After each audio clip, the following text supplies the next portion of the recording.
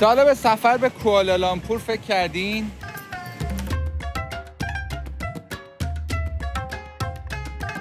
حتما در مورد برج‌های دوقلو شنیدین، اما مطمئنم در مورد خیلی از چیزهای دیگه‌ای که تو این شهر هست نشنیدین. باید بیاین ببینین تا باور کنین که چقدر این شهر دیدنیه و چقدر جاذبه داره.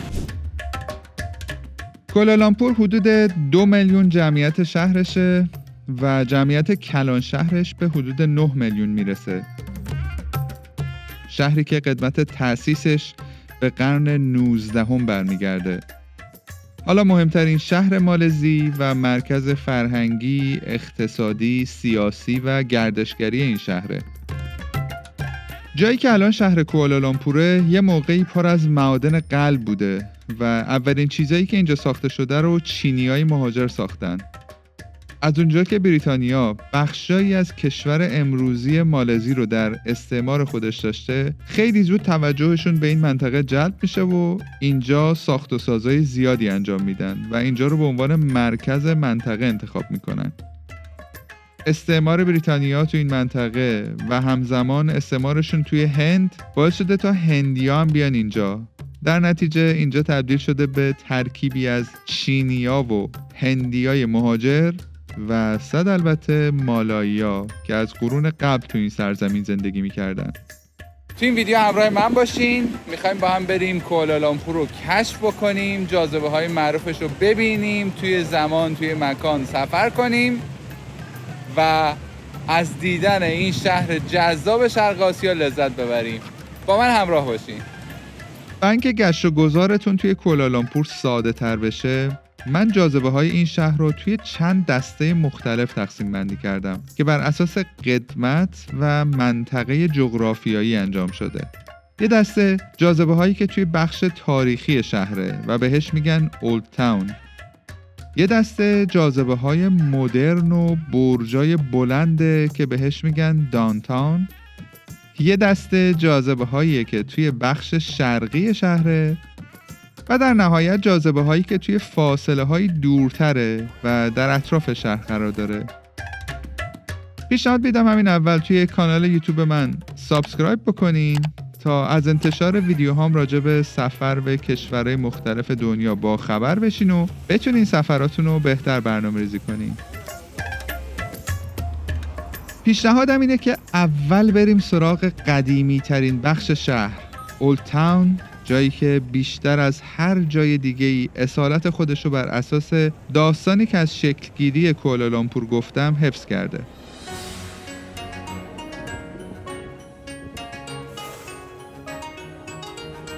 برای همین خودتون رو به یکی از خاص‌ترین جاهای کوالالامپور برسونین. جایی که 2 رود مهم، کلانگ و گمبک به هم میرسن. جایی که احتمالاً اولین محل استقرار توی این منطقه بوده و یه جورایی نطفه شهر اینجا گذاشته شده. اینجا یکی از نماهای محبوب کوالالامپور برای من. خیلی نمای قشنگی داره، جایی که 2 شاخه رود به هم میرسن و منظره مسجد جامع هم در پشت این روده و بعدش هم نمایی از ساختمونا. خیلی جای قشنگیه. اولین چیزی که باید ببینین مسجدیه که درست تو محل اتصال این 2 رود واقع شده. مسجد جامع. مسجدی که معماریش ترکیبی از معماری اسلامی، هندی با رگه‌هایی از معماری مغولی و تأثیراتی از معماری مستعمراتی بریتانیاست. اینجا سال 1909 ساخته شده و با گنبدایی که داره یکم به تاج محل شباهت داره.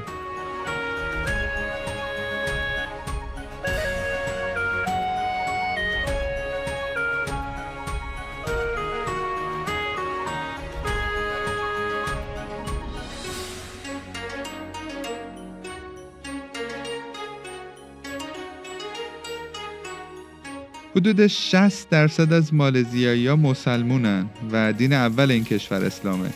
اما همه گردشگرها فارغ از دینشون میتونن بیان و این مسجد رو ببینن.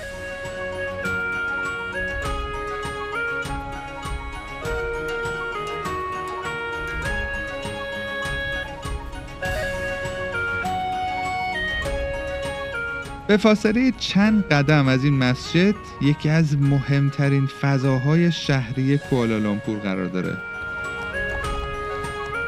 اسمش میدون مردکاست. میدون مردکا واسه کوالالامپور شبیه به نقش جهان برای اصفهانه.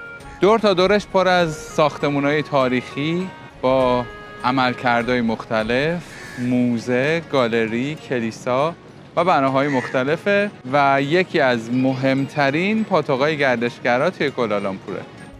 مردکا یعنی استقلال و جشن استقلال مالاییا سال 1957 قبل از تشکیل کشور مالزی همینجا توی این میدون برگزار شده.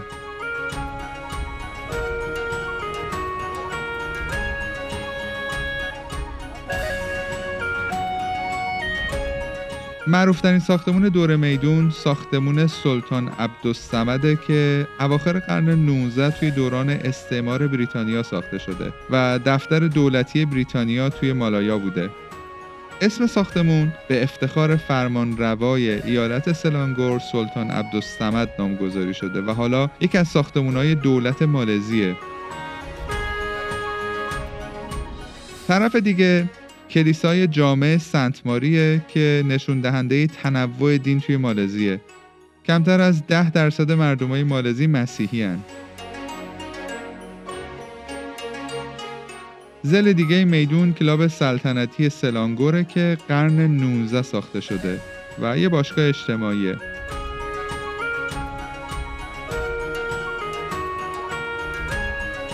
و سمت دیگه میدون چند تا ساختمون تاریخیه مثل ساختمون قدیمی چارترد بانک، ساختمون قدیمی گالری شهر و ساختمون موزه ملی منسوجات.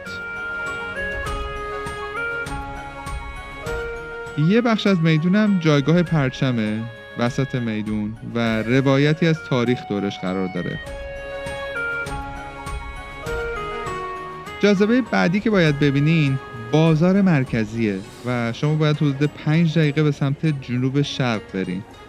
اما قبلش 2-3 تا جاذبه که شمال میدون هست رو هم بگم، شاید دوست داشته باشین اونا رو هم ببینین. یکی خیابونی به نام اصفهانه که به خاطر خواهرخواندگیش با کوالالامپور این خیابون به نامش نامگذاری شده و دیگه محله هندیاست که ظاهر همه چی از مغازه ها، ساختمونا تا خوراکیاش همش هندیه.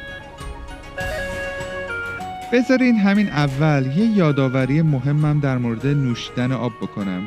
آب و هوای گرم و استوایی و تحریک شدید بدن باعث میشه که حسابی بدن آب از دست بده و خیلی ضروریه وقتی که توی کوالالامپور هستیم آب بخوریم. اینم یه نوشیدنیه که با نمکی که داره، با ویتامینایی که داره خیلی خوبه برای این آب و هوا. سعی کنین از این حتما مصرف کنین. خب حالا بریم به سمت بازار مرکزی. توی مسیر از میدونی رد میشین که بهش میگن میدون بازار قدیمی که حالا هیچ نشونی از بازار نداره و کلی ساختمون جدید دورش ساخته شده.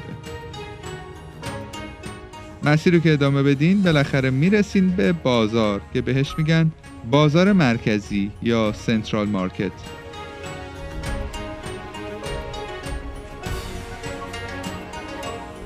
همون حال هوای بازار ما پر از تکاپو، پر از جنب و جوش، آدم‌ها در حال حرکت، خرید، اومدن و رفتن، خوردن، نوشیدن و مثل بازار ما اینجا هم تاریخیه.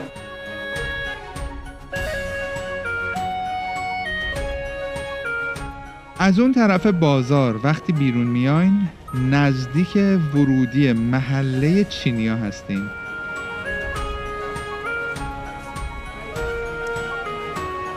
محله چینیای کوالالامپور با محله های چینی دیگه‌ای که من تا حالا دیدم فرق میکنه. اینجا چینیش یه ذره با هندی قاطی شده. حتی این توی فضاهایی که اینجا هست، مردمانی که هستن، معابدی که هست، رستورانایی که هست، همه چی خودشون نشون میده.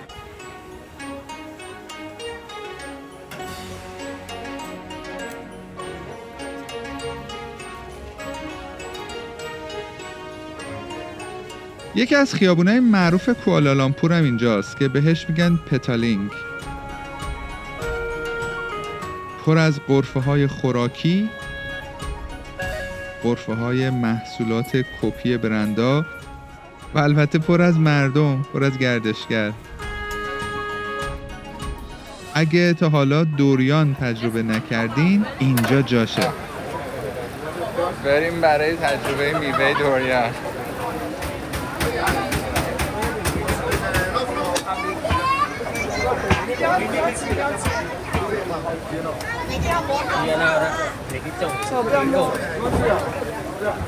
خیلی تجربه متفاوتیه. بافتش با میوه‌های دیگه کاملا فرق داره. دو تا معبد خیلی جالبم توی این محله هست. یکی معبد گواندی که برای پیروان تائویسته و حال و هوای چینی داره و یکی معبد سری ماهاماریامان که قدیمی ترین معبد هندوی کوالالامپوره. جالبه بدونین که نزدیک به 10% مالزیایی‌ها به آیین هندو باور دارن. اینجا یه معبد هندوه که بسته به زمانی که میان اینجا اگر خوششانس باشین میتونین مراسم مذهبیشون رو هم ببینین.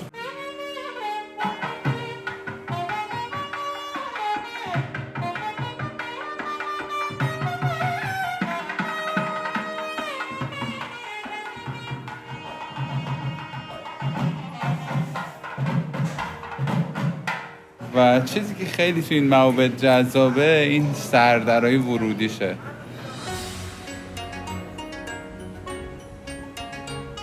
و اما اگه یک کم دیگه مسیر رو ادامه بدین به یک کوچه خیلی معروف میرسین.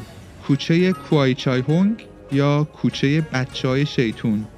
یک کوچه‌ایه که بهتون امکانش میده تا توی زمان سفر کنید.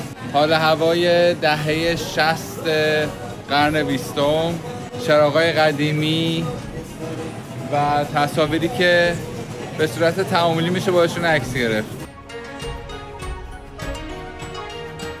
این کوچه یکی از پروژه‌های احیای منطقه است تا حال و هوای زندگی چینیای مالزی توی دهه‌های گذشته رو روایت کنه.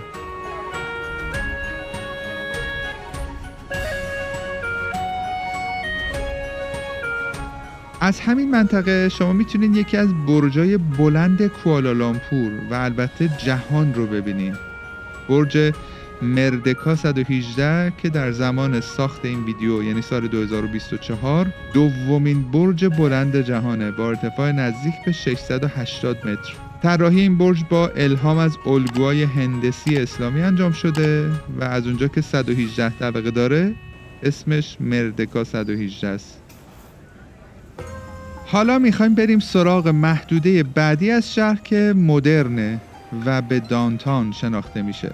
خیلی از جاذبه‌های معروف کوالالامپور توی همین محدوده است و یکی از بهترین نقاط شهر برای گرفتن هتل و اقامته. من تو سفرم توی 3 تا هتل مختلف توی همین منطقه اقامت کردم که به اونا هم میپردازم. برای شروع بیاین به شلوغ‌ترین تقاطع منطقه، چهارراه بوکیت بینتانگ. تقاطع خیابون بوکیت بینتانگ با خیابون سلطان اسماعیل همون چهارراه اصلی دانتان کوالالامپوره. قلقله است. همه ساعتهای روز شلوغه و خب شبا حسابی شلوغ‌تر. اینجا هم مثل اون چهارراه معروف توکیو میشه از همه جهت‌ها از چهارراه عبور کرد. اینجا پاتوق مهمی توی شبای کوالالامپوره. از اجرای برنامه تا غرفه‌های خوراکی، دستفروشا و از اونا بیشتر البته گردشگرایی که میان اینجا. از این چهارراه شما به کلی جاذبه دسترسی دارین. بیاین اول بریم به سمت خیابون جالان آلور. یه کوالالامپوره و یه جالان آلور. جالان آلور تهشه. یک راسته طولانی، یه خیابونی که دو طرفش پر از رستوران و غذا فروشی و غذاهای خیابونی و اینجور چیزاست و قلقله. قشنگ میشه شرق آسیا بودن اینجا درک کرد. اینجا بهترین پاتوق برای تجربه غذاها و خوراکی‌های مالزیایی و شرق آسیایی. روز و شبم نداره. مطمئنم تو طول سفرتون بارها به این خیابون میاین. فقط امیدوارم شما بتونین جلو خودتون رو بگیرین و مثل من این همه چیزی نخورین. فعلا میوه ها اولین چیزی بود که جذب کرد. بریم ببینیم تا ادامهش چی میشه. خوراک بعدی، یا بهتره بگم خوراکای بعدی که امتحان کردم، 2 مدل نودل تایلندی بود.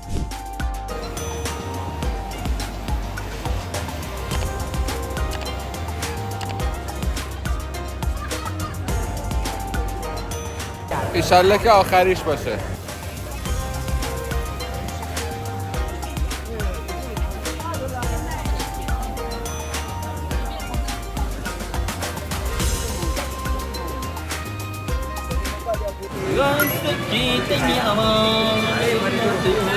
خب اونم آخریش نبود، ولی دیگه بستنی تایلندیه، قول میدم آخریشه. چه میشه کرد دیگه؟ جلان آلوره دیگه.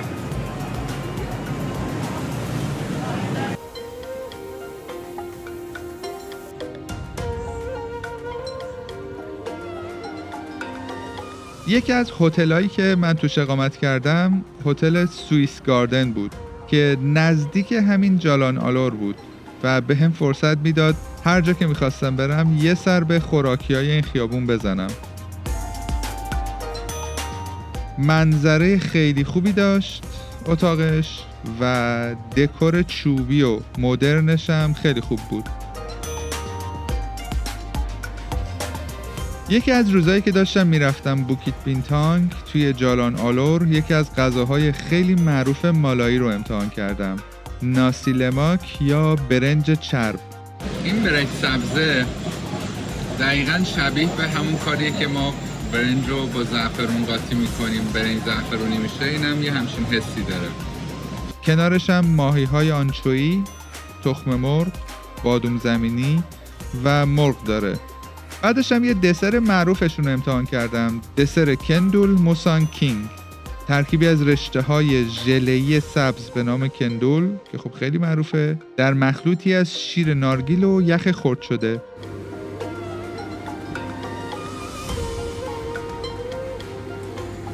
طعم قوی نارگیل آمار سس روسه و روشم تکه‌ای از دوریان. خیلی عجیبه ها، ته طعمش شبیه به یه چیزی تو کباب کوبیده است. این میوه دوریان عزیز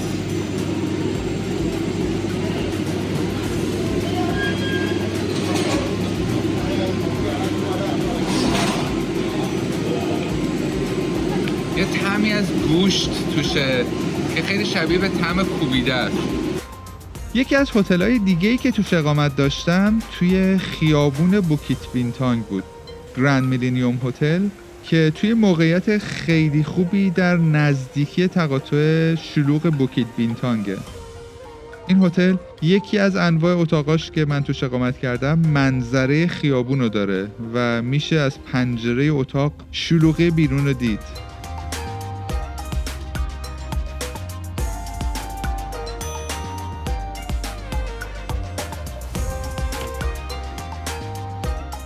هرچند که حیفه که آدم توی اتاق هتل بمونه، به ویژه شبا که باید برین بیرون و توی خیابون قدم بزنین. خیابون بوکیت بینتانگ یه جوریه شبا که واقعا قدم زدن توش هم سخته. بعضی از شبا به ویژه شبای تعطیل انقدر تردد زیاده که باید لابلای آدما به سختی عبور کنی و خیلی حال هوای جالبی داره. اگه علاقه‌مند به نایت لایف این تجربه شبانه، اینجا به خاطر رستورانایی که داره، فضاهایی که داره، کافه هایی که داره، تا آخر شب زنده است. شلوغ. همین خیابون تقاطع اصلی دانتان رو توی خودش داره که قبلتر در موردش توضیح دادم. یکی از مراکز خرید خیلی جذاب کوالالامپور هم همینجاست، پاویلیون.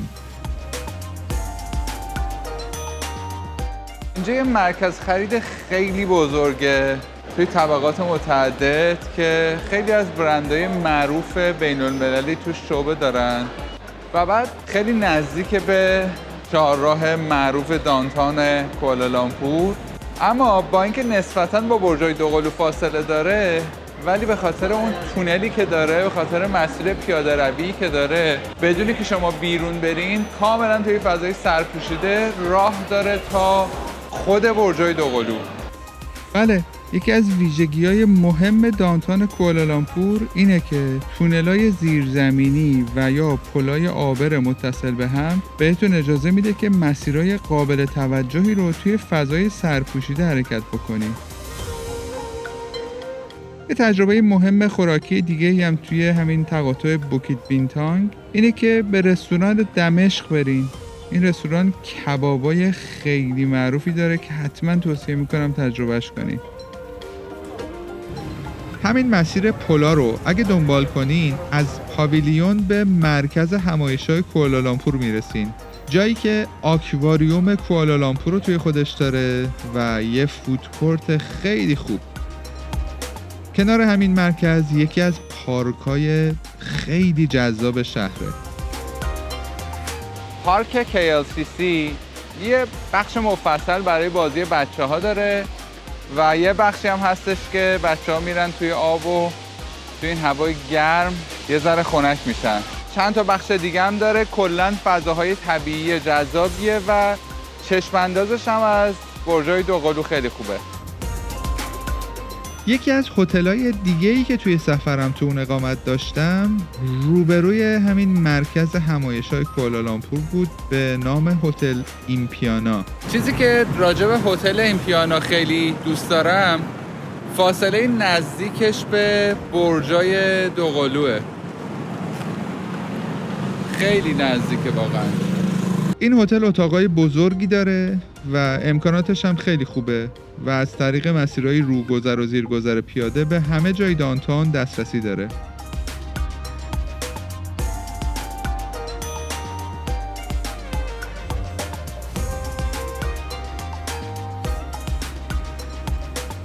از طریق زیرگذر میتونید مسیر هتل رو تا مرکز خرید سوریا طی کنین.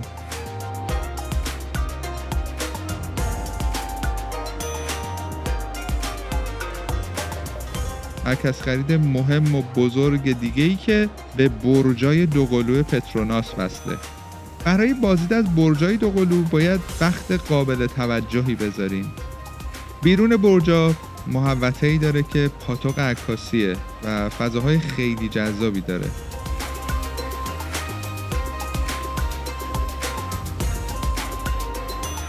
بازدید از خود برج هم فرایند مفصل و طولانی داره که باید براش وقت قابل توجهی بذارین. نکته مهمی که در مورد بازدید از برجای دوقلو پتروناس باید بدونیم اینه که ظرفیت بازدید این برج‌ها محدوده و برای همین خیلی از اوقات بلیتش از روزها قبل پیش فروش شده، تموم شده، سولد اوت شده. اگر حتما میخواین بازدید بکنین از این برج‌ها لازمه که روزی که میرسین بیاین اینجا قسمت بلیت فروشی و بلیتتون رو بخرین. ممکنه برای 3-4 روز آینده پر باشه. اینو حتما مد نظر داشته باشین یا اینکه آنلاین بلیتش رو از قبل بخرید.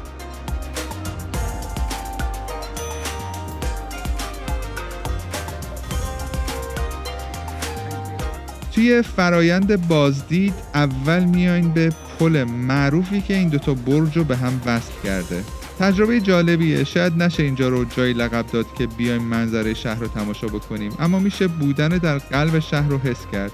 یعنی درست در یکی از خاص‌ترین نقاط شهر کوالالامپور. این پل یه دونه است توی دنیا دیگه، برجای دوقلو کوالالامپور همینه فقط. و این پل هم پلیه که وقتی میایین فقط 10 دقیقه بهتون وقت میدن روش باشین، زمان بندی شده است و حس باحالی داره.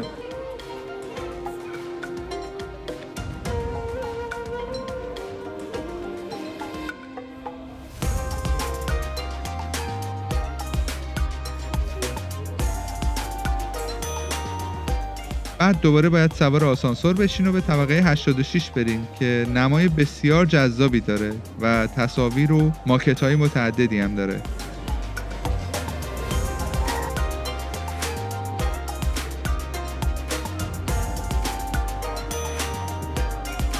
در نهایت هم دوباره با آسانسور به طبقه 83 میاین که کافه داره و میتونین به مدت دلخواه بمونین و لذت ببرین.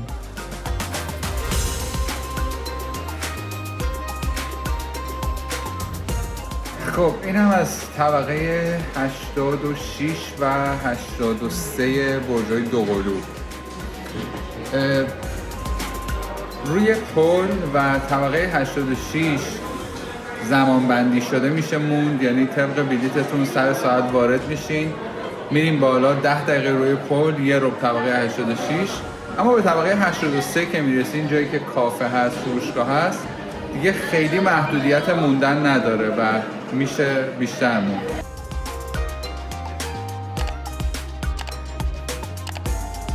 نکته خیلی مهم این که شیشه ها هم کثیفن هم انعکاس دارن. از زمانی که چراغا روشن میشه دیگه نمیشه تصویر خوبی از بیرون گرفت. اگه واسه تماشا میاین، هوا هم تاریک بشه، اتفاق نمیفته. اما اگر میخواین فیلم و عکس بگیرین، یه جوری باید بیاین که قبل از تاریک شدن هوا بازدیدتون انجام شده باشه. این برجا نماد مالزی مدرنن. این برجا رو قبل از سال 2000 ساختن. یکیشو یه شرکت ژاپنی ساخت و یکیشو یه شرکت کره‌ای. جالبه که برجی که کره‌ای‌ها ساختن وقتی به طبقه 72 میرسه 20 میلیمتر انحراف داشته که توی 16 طبقه بعدی انحرافش رو جبران میکنن. از بالای برج نمایی از یه برج دیگر رو میبینین که به برج کوالالامپور معروفه، KL تاور، و اونم یه گزینه برای تماشای شهر از بالاست. شبا روبروی برج‌های دوقلو این طرف چهارراه پاتوق عکاسیه. کلی عکاس با نور ایستادن و جوری از شما عکس میگیرن که توی قاب عکس شما و برج‌های دوقلو تنها هستین و هیچی دیگه توی قاب عکستون نیست. توی محدوده دانتان نزدیک به بوکیت بینتانگ یه مرکز خرید محلی هم وجود داره که اسمش مرکز خرید برجا یا تایمز اسکوئره. اینجا رو باید یه مرکز خریدی تصور کنین که همه فروشگاه‌ها محلی هن. یعنی شما اینجا با برندهای بین‌المللی مواجه نیستین. بعضی از قسمت‌هاش دقیقاً مثل بازارهای محلیه. یه سری فروشگاه‌هاش هم خب فروشگاه‌های خوب و شناخته شده مالزی هن، محصولات خوبی دارن. بعضی‌هاش هم نه، محصولاتی هن که درجه 2 درجه 3 هن.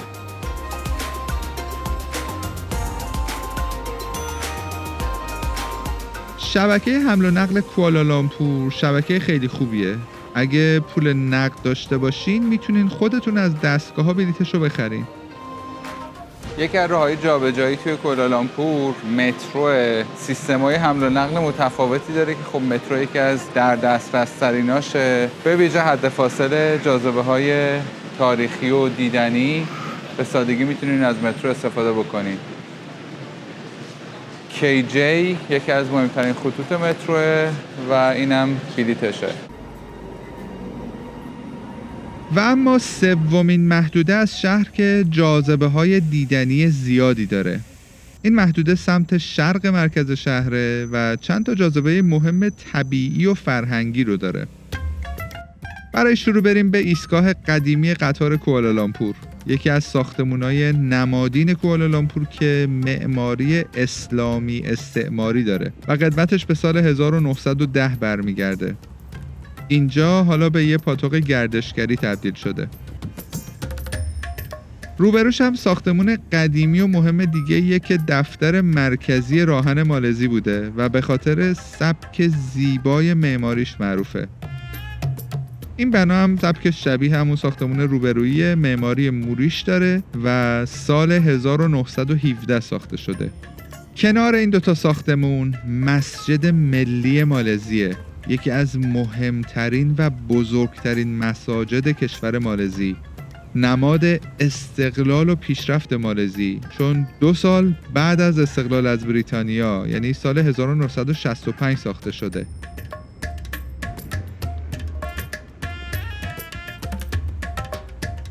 طراحی این مسجد خیلی خاص و متفاوته. از جزئیات چشم نوازی که توی ساختش استفاده شده، مناره 73 متری این مسجد یکی از مهمترین عناصرشه.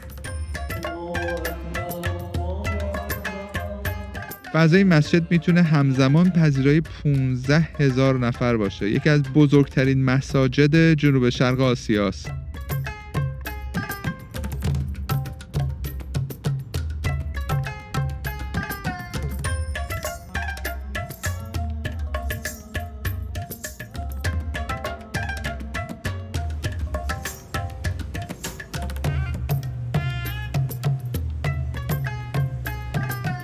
وقتشه که بریم سراغ چند تا موزه معروف که همشون هم تو همین محدودن. کنار مسجد ملی موزه هنرهای اسلامی قرار داره. این موزه خیلی مفصله و بازدید ازش ساعتها زمان میبره. قسمتی که خیلی تو موزه هنر اسلامی کوالالامپور دوست دارم این جاهاییه که ماکت مساجد معروف و از قسمت‌های مختلف دنیا، از قاره‌های مختلف اینجا ساختن و میشه با معماری اسلامی در کشورهای مختلف آشنا شد. خیلی جالبه دیگه، مثلا معماری چینی، معماری هندی، معماری مغولی، معماری ایرانی، ساختمونایی که با معماری محلی خودشون ساخته شدن و همشون مسجدن و یه طیف خیلی وسیع از مسجد رو میشه اینجا دید که شاید اگه ندونیم باور نکنیم اینا مسجدن. البته که از ایران هم اینجا هست چیزهایی، مسجد جامع اصفهان منبرش اینجاست و همینطور مسجد جامع عباسی ماکتش اینجاست.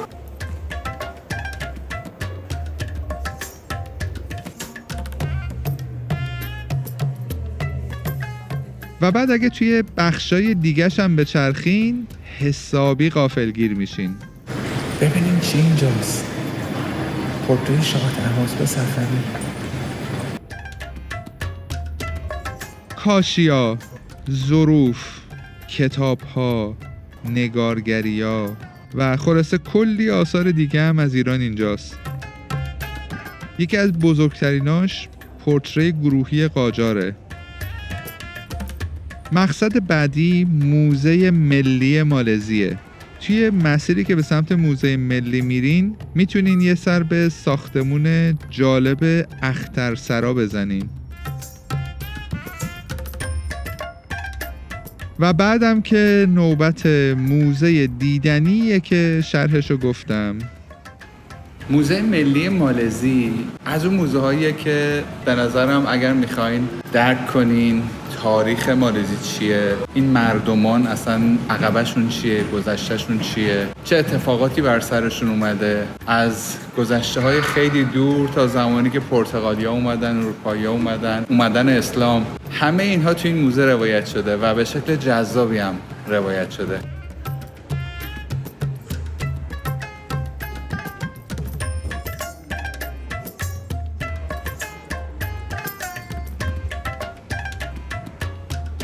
بیرون موزه ملی یه محوطه است با چند تا واگن قدیمی قطار و چند تا موزه مهم دیگه که اگه دوست داشته باشید میتونید ببینین اونا رو هم، مثل موزه صنایع که روایتی از هنر محلی ها توی ساخت اشیاء دستسازه.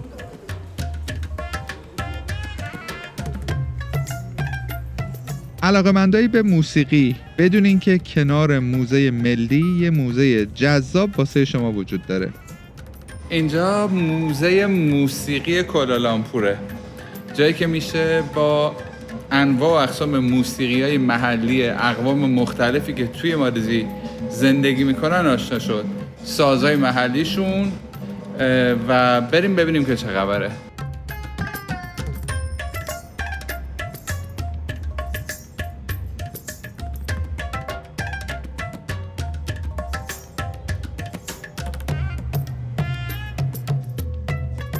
و اما دو تا جاذبه طبیعی مهم. اول یکی از بزرگترین فضاهای سبز مرکز کوالالامپور. اینجا یه مجموعه خیلی خیلی بزرگه، میشه ساعتها توش گشت، قدم زد، مناظر بی‌نظیری داره. به زبان محلی بهش میگن تامان بوتانی پردانا. باغ گیاهشناسی کوالالامپوره و اونایی که علاقه‌مند به گل و گیاهین، اونایی که مناظر با دریاچه رو دوست دارین، اینجا خیلی قشنگه.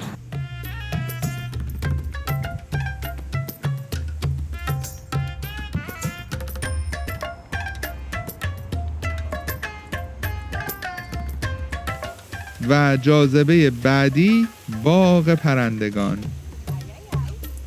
این باغ پرندگان معروف کوالالامپور پر از انواع و اقسام پرنده های محلی و بین المللی.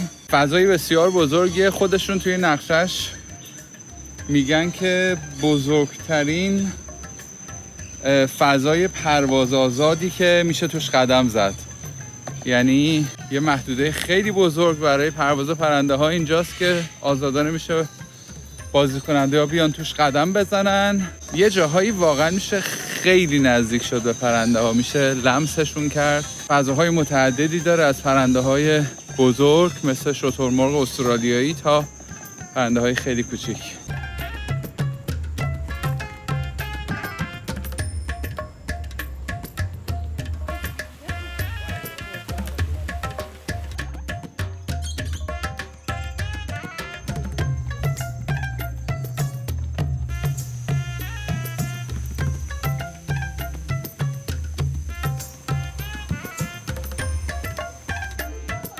تا اینجا من بخشی از مهمترین جاذبه های شهر کوالالامپور رو معرفی کردم.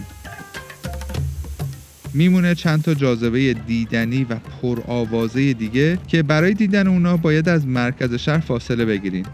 جاذبه‌هایی که معمولاً با خرید تورای روزانه از شرکت‌های گردشگری، حتی شرکت‌های ایرانی که توی مالزیان، میتونین سراغشون برین. جاذبه‌هایی مثل غارای باتو با مجسمه بزرگ و معروفش، دهکده فرانسوی کلمار، مجموعه بزرگ گنتینگ هایلند و تلکابین و شهربازی و کازینو و معبد بودایی چینسویی و بزرگترین هتل دنیا و اوتلت کوالالامپور و در نهایت پوتراجایا که دیدن همشونو به شدت توصیه میکنم. هم دیدن خودشون توی سفر به مالزی و هم دیدن ویدیویی که من درباره این جاذبه‌ها ساختم. حتما اونو ببینید. لطفاً سابسکرایب هم یادتون نره.